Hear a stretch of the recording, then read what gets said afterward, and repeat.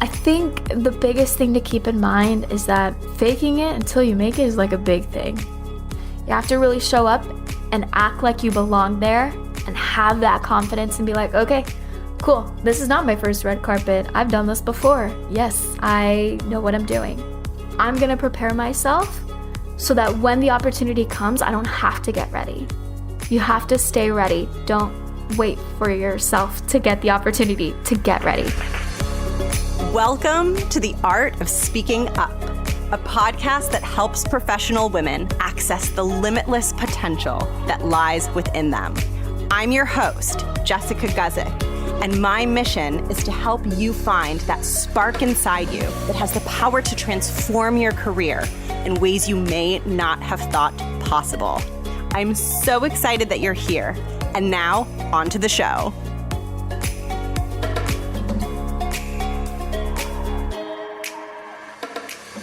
Welcome to the show. I'm very excited to have you here. If you are just finding out about the podcast, welcome. I'm Jess. I'm the host of the podcast. I am a coach for women in the 9-to-5 space, and I spent many years in the 9-to-5 space working on my confidence and finding my voice, and now I spend all of my time helping other women do the same thing. And I have such a good interview for you on today's show.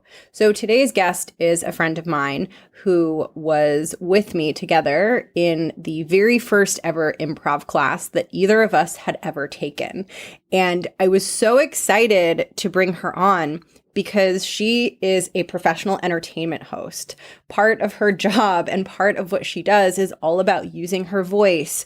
And one of the things that she uses her voice to do are things like interviewing famous people on the red carpet. And so she has been in these higher stakes, a little bit high pressure situations, and she has such an authentic, like magnetic, confident presence. And I really wanted to talk to her and hear all of the wisdom that she had to share in terms of how to bring out confidence and how to just like show up for that moment where it's time to speak and it can feel really, really scary.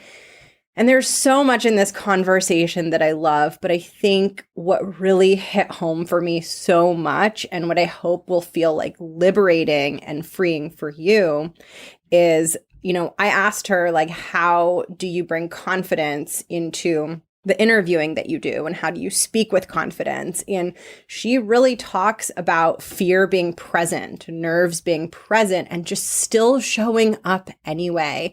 And that was so powerful for me to hear. And I hope that hearing everything that she has to share is equally powerful for you, because I think we really do often put ourselves in a category where we think that we're different from other people. We think, our confidence problem is bigger than everyone else's, or it's easier for everyone else, or no one else is like dealing with it the way that we are dealing with it. And while we all have a unique experience, right? And I don't think it's necessarily true to say that every single person's experience is the same. I do think there is a shared component to being in a moment that feels hard, scary, vulnerable, really, really tough, and learning how to be in that moment and learning how to have your own back in that moment and get yourself through that moment so that over time you can face that moment again and again and again and again and show yourself that you absolutely can show up for it. And in my work and in what I do, that is how confidence is built. And so this conversation with Amy is going to tell you so much, and I think teach you so much and make you feel so seen when it comes to the topic of finding your voice and believing that whatever you're sharing, however you're sharing it, is good enough for the moment, and that you can show up and share your perspective and speak up, even if you don't feel 100% ready, even if it feels hard, even if it feels scary. I'm so excited for you to meet Amy. Before I cut into the interview, if you want more free resources, or if you want to connect with the other women who listen to the show in our private Facebook group, go into the show notes. You will see a link to the free resources page of my website. This is where you'll find my free executive presence course, Speak Like a CEO. You will find my free ebook, The Smart Ambitious Woman's Guide to Assertiveness in the Workplace. And you will also find the link to join us and join me in the free Facebook community. I would love to see you there. You'll find that link in the show notes, and it'll take you to all of the free things. And I suggest that you get them all, because why not? And with that, I'm going to cut into the interview, and I hope that you enjoy.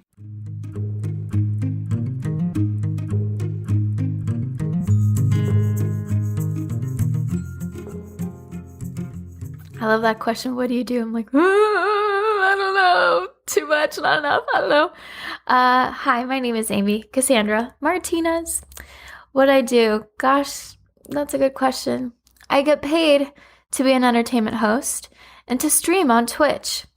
What I do, I just like to, I don't know, do things that are creative and bring me joy. So right now that also means trying to take some acting classes, trying to take some voice lessons, trying to learn how to play the guitar and watch a lot of stuff. That's what I do. How I got here, holy moly, that's a loaded question.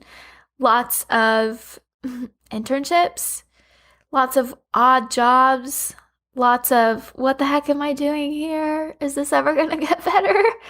And yeah, I mean, lots of classes and things, but that's it in a nutshell. Lots of doing things that you don't understand why you're doing them to hopefully lead you to the next thing, which it does, always does. I want to talk to you about confidence because in your job now, I know you spend a lot of time like streaming, hosting on camera. So can you give us a sense of like, I guess the different things that you've done where you have to like show up and be confident? And then we'll talk about like, what is your definition of confidence? I think the biggest thing to keep in mind is that faking it until you make it is like a big thing. Okay, so as an entertainment host, that has you involved doing sit-down interviews. That usually means long-form interviews. Sometimes it can just mean 10 minutes. When I say long-form, I mean like an hour, kind of like what we're doing. Short form, 10 minutes or so. Super short form, meaning on the red carpet. Hi, I'm talking to the freaking Rock. Okay, cool. Or even just, I mean, you think of red carpets, you think like massive events. That also means smaller events where there's not as many people. Things are a little quieter and you've got people watching you as you interview people, which is super strange. That also means being a part of a panel where you're talking about movies, TV shows, actors, all kinds of things like that. And making sure that you bring something to the conversation every single time you open your mouth. And now, like you said, that for me involves streaming on Twitch, where it's literally just me talking with the chat that's there. It's live. It's not talking at them, talking with them and having that kind of conversation. And also, it's Zoom interviews, Zoom junket interviews, which is a whole other thing. When I first went to my first red carpet, okay, so I worked at AfterBuzz TV, which was owned by Maria Menounos and her now husband, Kevin Undergaro. And one of the requirements was, in order for you to actually go to a red carpet, you had to go to 3 carpets and run camera, which is wonderful because the idea of a red carpet is, for most people, I mean, everything that you've ever seen on TV and movies. And that's not necessarily the case.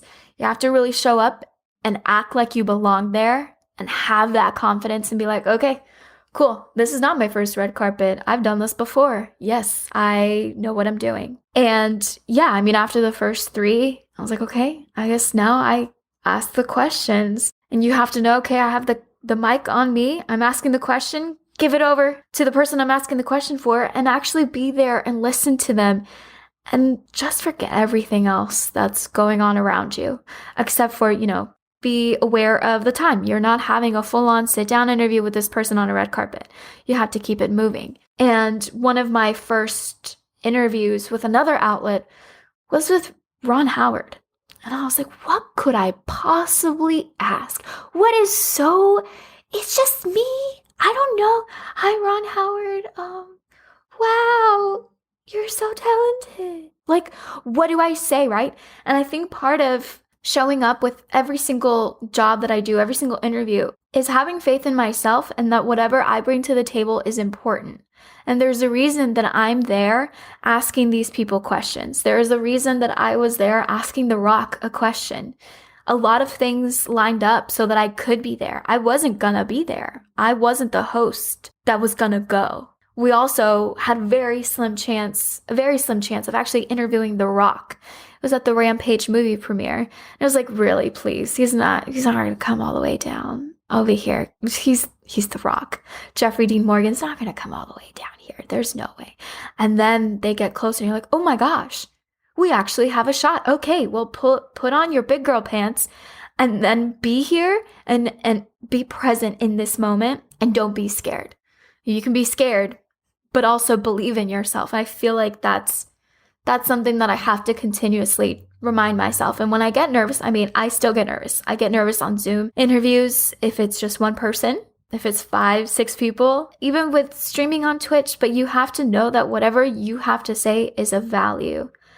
I went to this virtual acting workshop, and they basically said, like, you have just as much of a point of view as, I don't know, Ron Howard does. And I was like, what? What do you mean? Wow. And then I kind of sat with that and I was like, holy moly, you're right. Ron Howard has all of his experiences. I have all of my experiences. And there's no one else that has my experiences. And I think that's important to remember with whatever you're doing in life. Everything, whether that be streaming on Twitch, whether that means being on a red carpet or sitting down and having an hour-long conversation with someone. It's like, I've got something to bring to the table. Always. Always. Because there's no one that's lived your life. I think it's so important that you're sharing, like, hey, you still feel nervous sometimes, because I think so many people are waiting and thinking like, oh, if I feel nervous, I shouldn't speak, or like that's a sign that I should wait. And it's like, no. I mean, I don't know what it's like for you, but for me, it's like you just go through it and you just show up anyway. That reminds me of UCB classes. Yes. Oh my God, I remember the first day. I was like, Amy, this is it. You've been wanting to do this for so long. And I was like, okay. And it was like I'm a Gemini, so I guess there's always like 2 people inside of me at the same time, like a little angel, a little devil, or maybe just both, kind of like in between, just trying to figure out what the heck we're doing with life. But I realized, I was like, if you feel nervous, I heard this thing that nervousness and excitement are basically the same thing. But with nervousness, you just think, oh my God, it's bad. But no, you get nervous because you're also excited. There's like a lot of that like pent up energy and you just think it's like a bad feeling, but nervousness can be really good.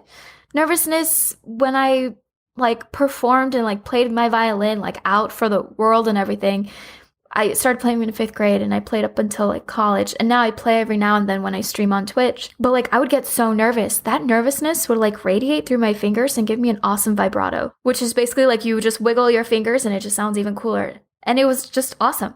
So if you harness that nervousness and excitement, it makes everything like, woo, because like, it's just like that bubbly energy. And that's what people always say. They're like, Amy, you have such bubbly energy. I'm like, do you ever just think I'm just nervous? I'm just like, all the time. There's always something here. But sure, yeah, bubbly energy. The first class at UCB, I remember deciding at one point, you're going to volunteer to be the first person to do everything. And then I was like, okay, maybe not the first person. I don't want to be that person. So the first or second. And it's like, don't let your head get in the way of what your heart is telling you. Your heart's telling you you want to be here and you want to do the freaking thing. So do the freaking thing. That goes for auditions, right? Not even, host auditions, yeah, but also acting auditions. Where it's like, I don't know, am I good enough? Freaking screw it. You're here. Your heart's excited to be here. Don't let your brain outthink you, outfeel the moment that you're in. Just be present and do the thing. You're having fun. And don't you want to actually like be present here instead of like overanalyze everything and overthink and just like be so anxious that once it's over, you're like, oh, I wish I was present, because you're never getting that moment back. So just do the thing.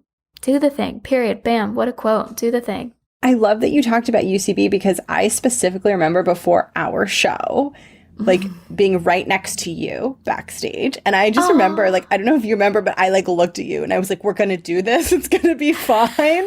I was almost like reassuring myself, because that moment is so scary, but it's like, we can never get back that experience. And that experience was so special. And I think like I hope that anyone listening who struggles with their voice and really struggles with that can like remember that like it is an honor to have a stage, to get the space for people to listen to you. And even if it doesn't always feel great or even if it feels scary, like performers like you especially, like you love the stage, right? It's like the most special place you can be. I love that you say that. It is an honor. It is an honor to have the stage. It is an honor to have a space to say what you think, what you feel. And I don't think people should take it lightly because people fight for this. People have fought for women to have a voice. People have fought for Mexicans like me to have a voice. And I'm a very big believer in my ancestors and like them like rooting me and everything like that. I'm like rooting for me. And I feel like, you know, my mom didn't work 3 jobs for most of her life for me to be scared, right? Like all the time. And I think it's important that even if you are terrified, even if you don't feel like you're deserving of that space, I feel like that really ties into the imposter syndrome, right? So once you are allowed to, or not allowed, but once you get those spaces, you're like, okay, do I belong here? It's like, my goodness, Amy, you fought to be here. Yeah, you freaking belong here. I fought to be here. Why am I doubting myself now? Why am I doubting the whole process of me getting here? Right? I started scrubbing floors and now I get paid 99% solely just to host, just to be on camera, to say what I think, to ask questions. And so sometimes when I'm streaming on Twitch, I'm like, gosh, people could be watching anyone. Why are they watching me? Twitch is an interesting place. So if you're not super familiar with Twitch, it's basically a streaming platform. Yeah, you make your own channel, you go live, and you have different categories. You got music Twitch, which is what I've been kind of delving into, which helps with confidence, I guess, in a way. I never thought that I would be singing in public by myself. And when you say in public, it's like, yeah, it's virtual, but I'm doing it. I'm freaking doing it. I'm singing and playing the guitar that I just got in December, and learning and messing up live. That's music Twitch. Big portion of Twitch is gaming. And as someone who wasn't really a gamer, like I've played a few games, it's also like, oh, why would people want to watch me? I'm not a gamer. Well, you know what, Amy? You're a new gamer. Or would I call myself a baby gamer? So I'm like, well, there's my value.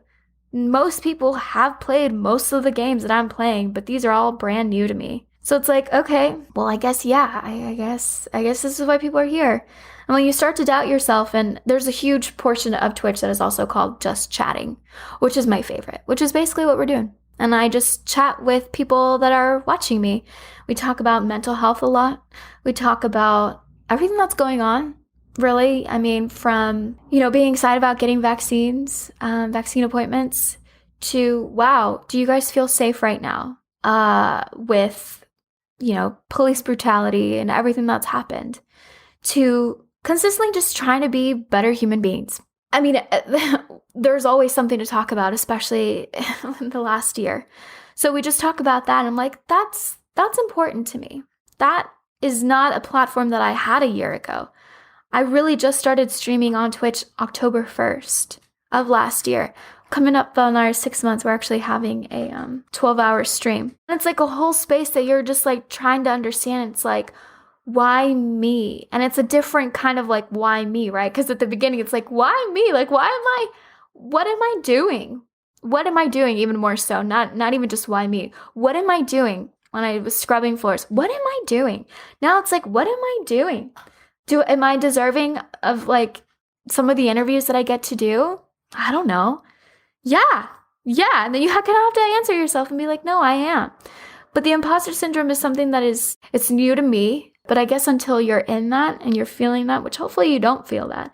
But if you are, obviously not just you, and know that you are deserving of whatever you're doing, because there's a reason you have what you're having, doing what you're doing. Yeah, you're definitely not the only one. And I'm so curious, like what you would say to someone listening who is worried, like has imposter syndrome, or like is worried that their voice isn't powerful, or that they sound awkward, or that they're shaky. And so because of that, they're not speaking up. Based on all of your growth and all of the work that you've done, what would you want that person to know? There's this quote by RBG that I'm probably gonna mess up. But it's like, speak even if your voice shakes, something like that. It's just so powerful to me. When you try to figure out everything, that's when things get messy, because it's like, you don't have to figure it all out. No one has it all figured out. I'm there. I'm going to be powerful enough. I'm going to be confident enough. I'm going to know that my voice is never going to shake.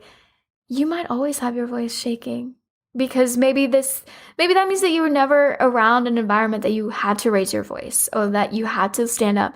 And confrontation's like a big thing to me, where it was just my mom and me. Like, I never felt like I had to do anything to beg for attention. Like, it was just us two. It was like us against the world. So when I'm confronted with situations where I'm like, oh my gosh, like, I can't believe that person said this, or I can't believe they just cut me out of their lives completely. Those are the moments where, and it ties into speaking up and saying that you have value, that whatever you have to say is important, that you have to realize, like, hey, again, it comes back to your point of view. No one has your point of view. No one has all of your experiences. And that's why it's important to speak up.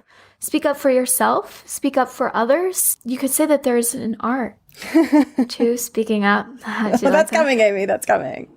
But yeah, you know, like, it's something that I'm learning to do, speaking up for others also. Because, you know, you grow up and you're like, oh, well, just focus on yourself. Like, don't get in other people's business. And it's like, yeah, okay, that's true up to a certain point. But then if we all just tried to focus on ourselves, like, where would we be as human beings? That's horrible. That's a horrible way of thinking. We need to help each other out. And that means if you see a job posting, you're like, oh my gosh, this reminds me of you. I think you would be great for it. Oh my God, thank you so much. Or, hey, I don't know what I'm doing. Can I ask for help? You know, that is okay. You have to speak up for yourself when you're feeling unsure about something.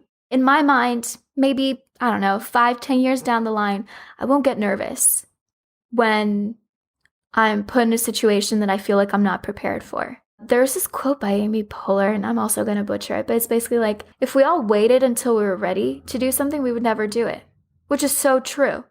And I feel like if you're waiting for yourself, your body, your mind, your heart, everything to tell you, like, okay, we're good to go, we can speak up now, the moment's gone. So you can't wait for everything to get better. It's not going to. It's never going to be perfect. And you just kind of have to take that little leap, a leap of faith to move across the country, to take that improv class. Because there's a reason why, there's another quote, okay, girl, something about like, there's a reason why you want to do the things you want to do. So like, I bugged my mom for a full year when I was 7 to take this acting. It was like a acting, singing, dance kind of like, not a workshop, but it was like this whole program. And I bugged her for a year. And she was like, are you sure? Are you sure? Are you sure? Looking back on it, I bugged her for a year so that she could save money. That's why she was like, are you sure? This is a lot of money. And I was like, yeah. And then I did it. And like, I loved it. And for some reason, as I got older, it's like, no, I don't want to act. Like, no, come on. And then I kind of fell into entertainment hosting. I wanted to be a producer. And then I went on camera and I was like, oh, this is what I love to do. And then I just kept doing interviews. And I was like, yeah, no, this is fun. As an entertainment host, if any of you are pursuing this, in LA, it's a lot of ups and downs. And with life, that's just how it is. But a lot of outlets will open up and then they'll die out. And so I've been through a lot of those. The department shuts down, whatever. And after one of those, I just had a major epiphany. It was also around the time when Avengers Endgame came out.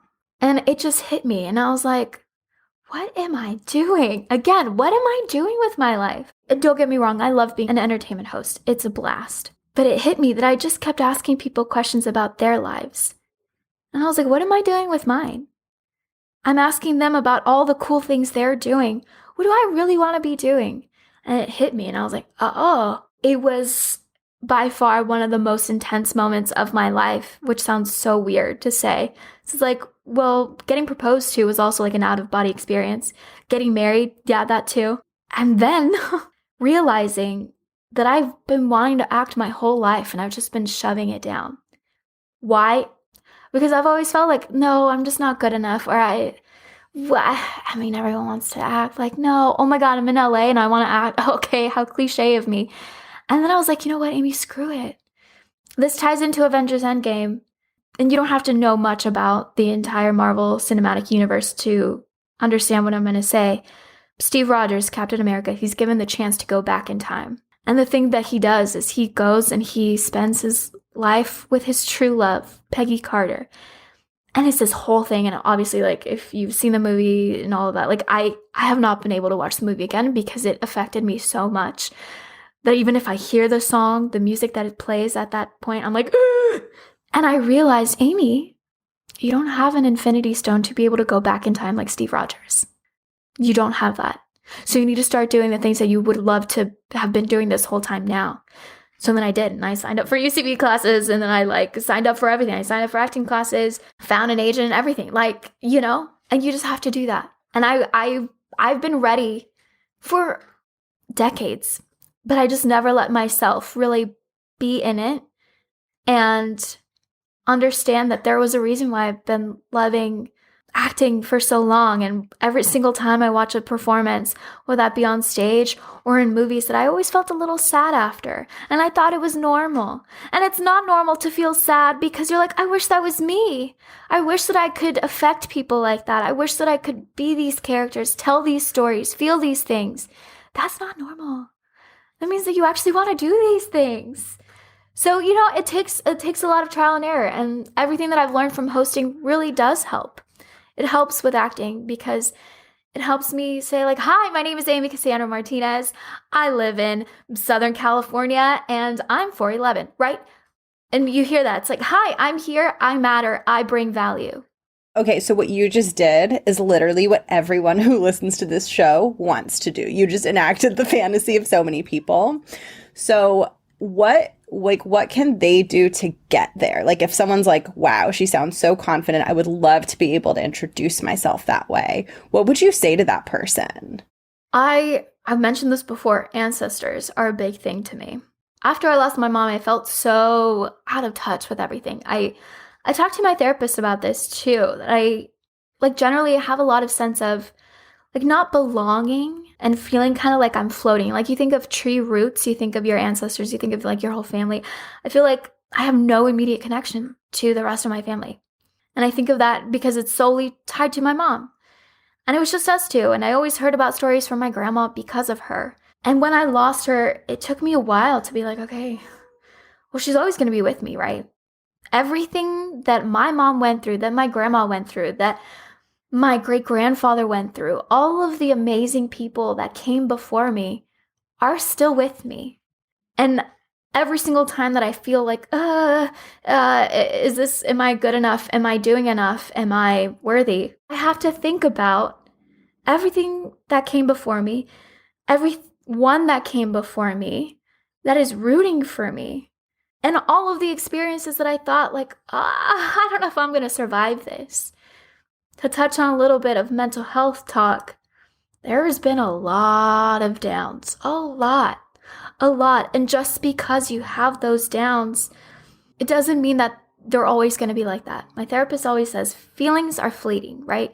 You have a happy moment, awesome, hold on to it. It's not always going to be there. You have a really bad moment, it's okay. Work through these techniques, you're going to get past it. So when I feel lost in the world, which I'm very much going through that right now, I have to sit back and be like, okay, what do I know about myself? I might not always have confidence in my exterior, right? I mean, a year into the pandemic, before the pandemic, I was working out freaking 5 times a week, going to Orange Theory. I love it. I miss it so. But I'm not doing that. But just because I'm not doing that doesn't mean I haven't grown in other ways. Might not be physically as fit as I was, but my goodness, the mental things that I've gotten so much stronger and I've learned about myself. Those are things that I need to keep in mind. So when you walk into a room, when you walk onto a carpet, when you walk into a virtual room online to do whatever you're doing, think of everything that you've been through that you didn't think you could survive and you did. Think of moments that have been way harder. My mom always used to say, is it life or death? If it isn't, then it's okay. You can do this. If it is life and death, okay, take things one at a time, slowly, because it is a big deal, right? When she was going through chemo, I was I always tried to put things into perspective. And that's a big thing with anxiety and things. It's okay, Is this a big thing? Is this not? And when she was going through it, was like, okay, it is a big deal. And this is a lot. Take it one thing at a time. Enjoy every single wonderful moment and work through the bad ones. Because we're all going to have bad moments. But yeah, I mean, I think a big thing, like I said, with anxiety is that your brain just thinks all these things and you're like, hey, okay, chill. What is the likely outcome? What is the least likely outcome? What is the craziest, most best case scenario? But again, come back to the likely outcome and then just stick to that. And I feel like whenever we get nervous about something, whenever we don't feel like we're worthy or all of that, it's like your brain just starts doing all these exercises and you're like, chill, chill, chill. I am very much like a feelings person. My therapist said something a couple of months ago, and she's like, well, your actions are not guided by your feelings, right? They're guided by your thinking, your thoughts. And I was like, what? What do you mean? My actions are solely guided by my feelings, solely. I'm very much a feelings person. I cry all the time, whether I'm happy, whether I'm sad. I'm coming to learn that about myself. And I feel like doing that exploration of oh, okay, I'm going to take the freaking Enneagram quiz and figure out what kind of number I am. Oh, I'm a 4 wing 3. Okay, what does that mean? It means that I like to place value in my life and leave a legacy behind. And I value things that I'm doing and I want to leave something of importance behind. And that's a big deal of who I am. Okay, cool. If you believe in astrology, if you don't, learn about that. Learn about when you were born and what that means. And then learn about yourself so that when you get in situations, you learn, oh, okay, this is why I'm feeling this way.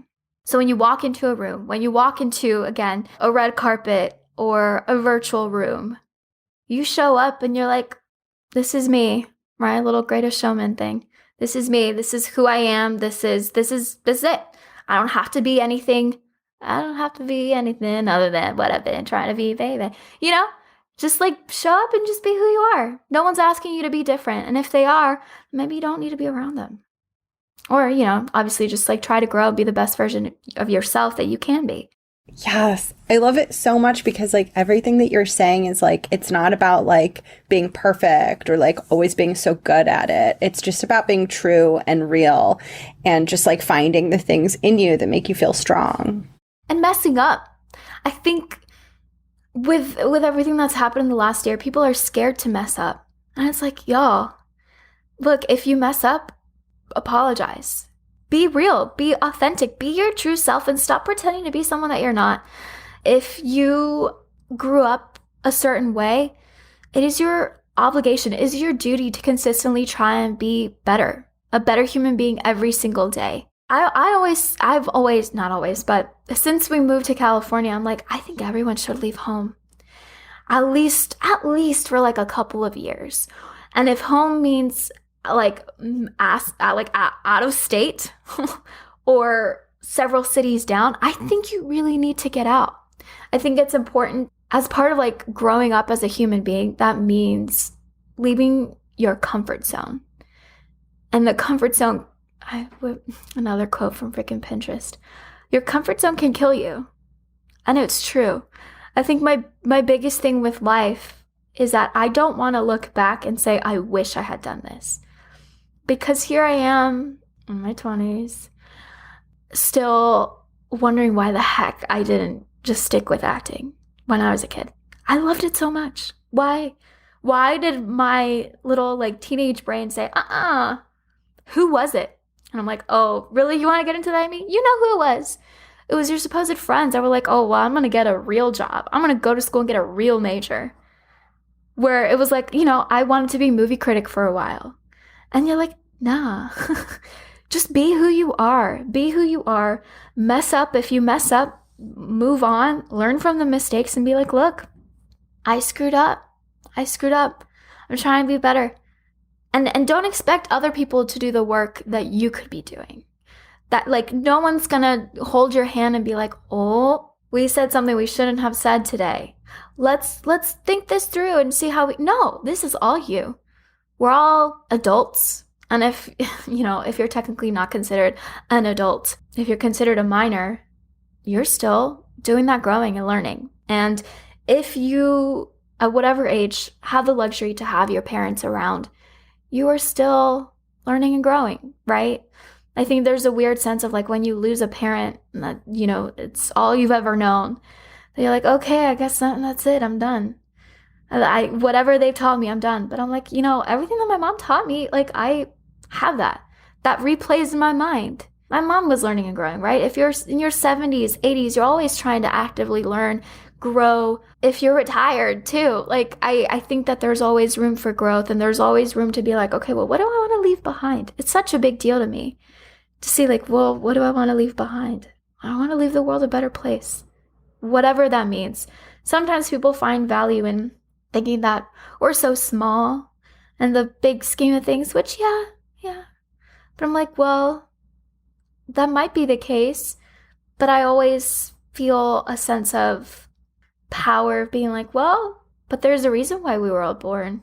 Our life is important. It's not just like, oh, it's just a blip. No, I think we're important. If not, why else would we be here? Oh my gosh, so profound, Amy. I know, right? I love it. That sounds so fancy. I love it.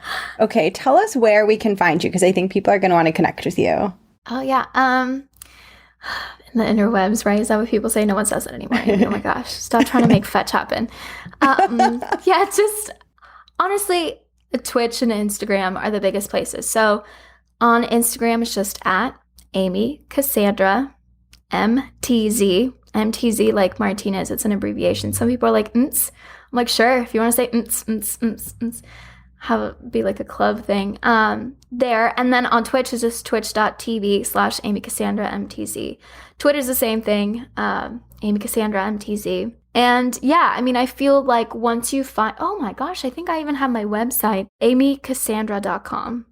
And that links to everything, like everything. My Twitch, my Facebook, my Twitter, my Instagram, my YouTube. Oh my gosh, YouTube. Yeah. I'm spending so much time on Twitch that I forget about YouTube. But yeah, all of that, I think. Awesome. I'm going to link everything below. And now we're going to do the closing questions, which I'm really excited about. The first one is a new one that I'm doing. And I just want to give every guest a space to speak to like any issues they're passionate about. There's so much happening in the world. And I wanted to create this open space for you to share whatever is on your heart that you want people to know. I think that right now, oh gosh, there's so much. But I think right now, an important thing to keep in mind, I kind of touched on this earlier, is everything that's been going on with the Black Lives Matter movement and with Stop Asian Hate, more about spreading Asian joy, not just like stopping the hate, with everything, just, police brutality, just racism as a whole. I think, like I said, people are scared to mess up. They are, to say the wrong thing. And I also touched on this earlier. It's like people are worried about, like the way that they grew up. I've also learned it's like, oh, okay, well, whether it was because of ignorance or the way that things were in Texas or Mexico, like the things that were never okay, but that people did and I grew up around is definitely not okay. So it's up to me to constantly try and be a better human being. We talk a lot about this on my Twitch of like, okay, so this happened. And with that, I urge everyone to follow Instagram accounts that you wouldn't normally follow. Like, it doesn't have to be this whole expedition of like buying all these books and like trying to actively be anti-racist. Could literally just be following Instagram accounts that have little infographics. I've learned so much by just reading those things. We'll spend a lot of time on Instagram as it is. Come on, let's be real. So if we take this time and actively try and help out everyone around us and understand that racism is tied to so many other things, that it's like, oh, why do you gotta bring race into it? We're not bringing race into anything. Racism is tied to a lot of things and it affects people's lives. It really does. And with that, on my Discord, which is basically just a place where we have a bunch of like sub channels and we talk about a bunch of different things. There's a subsection that's called What We Can Do. I had found out from Dani Fernandez. Dani Fernandez is a host and actress. She's actually working on an HBO show. It's 1% Happy, I believe. And I've actually never met her in real life, but I follow her and I admire her. She shared this thing about bystander intervention. It's this free class. It's an hour long that you can take. It's just like a free one-off thing. And it's about how to intervene when someone's being attacked and harassed. And it's all these things that you follow the right accounts on Instagram, follow the right accounts on Twitter, actively just try and be a better human being. We're all just trying to make sure that people feel safe, people feel heard. And this expands to much more than just race, right? It expands to the LGBTQ community. So that's just a big thing for me. Anti-racism and trying to be a better human being every single day and screwing up along the way if that's how you become better. Thank you for that reminder. It's super important to like keep checking that fear of like saying the wrong thing. Because for me, it comes up constantly, and it's not just like a one-time thing. It's like all the time. Yeah, it's easier. It's easier than I think people think to intervene as well. Yeah. Thank you so much for that. And for the second to last question, it's about the title of the show, The Art of Speaking Up. What does the art of speaking up mean to you? The art of speaking up to me means, basically everything that you have inside of you that gives you that little push. Like, think of like Inside Out, like joy. And heck, I guess all the other feelings too, that are just like, do it, speak up. And ignoring all the like negative ones that are like, nah, I'm not worthy. What do I have to say? It's not important, blah, blah, blah. Or even your brain that's like, don't do it. Don't do it. Just don't do it. And just listening to that little bubbly feeling, right? You're so bubbly. Yeah, okay. It's just a lot of like excitement, nervousness, and using that to be like, okay, here I go. And just saying something, right? There's a reason why you have that feeling that you need to do something, you need to say something. And that's the art of it. Embracing that and being like, okay, I have value and I'm going to say the thing. Oh, I love your definitions so much. That resonates with me so, so much. And for the final question, this was inspired by what inspired the show. So I went through this really hard period in my career where I felt alone and I didn't have mentors and I didn't feel confident. So much of the stuff that we talked about, like struggle, not feeling confident. And I started this show to speak to anyone who's in that place, to like help them see the light at the end of the tunnel, remind them that they're not alone. And I love to give this last space to the guests to just share whatever you want to share to someone who might be in a tough spot or just like looking to feel more optimistic and more empowered. I think it's important to share a quick little story that really helped me get like fully on my way with entertainment hosting. That's really affected a lot of my life, obviously.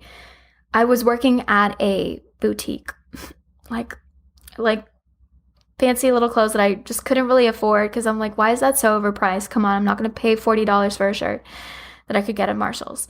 And I was there and they wanted me to be a manager.